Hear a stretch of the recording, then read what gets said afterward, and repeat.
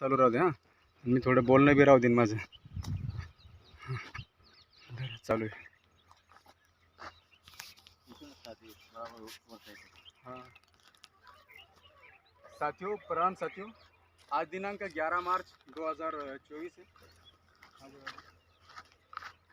तो साथियों देखिए अभी यहाँ का प्रकृति का नज़ारा मैं दिखा रहा हूँ थोड़ा सा. ये पेड़ पौधे लगाए हुए हैं. यहाँ पे नींबूनी का खेत है.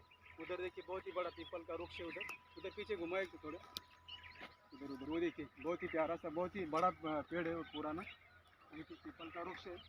खेत में आया हूँ मैं सवेरे मॉर्निंग के 8:30 बजे साथियों. अभी वो देखिए पेड़ कितना प्यारा है. थोड़ा उधर उधर उधर पीपल का वृक्ष है वो. और इधर एक काट शेवर, हमारे मराठी के अंदर इधर काट शेवर बोलते हैं इसको. तो आपके यहाँ हिंदी में इसको क्या नाम से संबोधित करते हैं तो प्लीज़ कमेंट करके बताइएगा. थोड़ा आगे आ जाए या समोर थोड़ा पुढं खाली पाहून या. देखिए साथियों, प्रकृति हमें हर क्षण हर घड़ी हर पल हमें सिखाती है. और ये प्रकृति के जैसे कि प्रकृति जिस प्रकार निर्विकार होकर सबके साथ अपना योगदान देती है, इसी प्रकार संत जीवन का भी होता है साथियों. साधु संत भी इसी धरती के अंदर पेड़ पौधों की तरह होते हैं, पशु पक्षी की तरह निर्विकार जीवन यापन करके इस संसार को अपना योगदान देते हैं. इसलिए प्रकृति की तरह निर्विकार भाव से सबके साथ प्रेम करना चाहिए साथियों. यही प्रकृति हमें सिखाती है. देखिए आप इधर देखिए कितना मनमोहक रूप से देखिए कितने प्यारे प्यारे फूल भी आए. आप देख सकते हैं.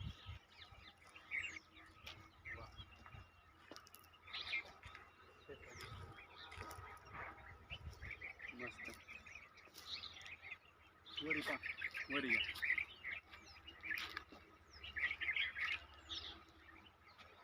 हां ओके स्टॉप मधात दाबा. बघा कसं दिसतंय झाड.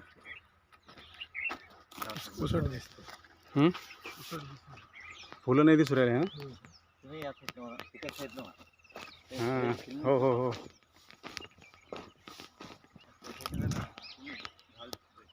हां आता घ्या थांबा. आता आला ना.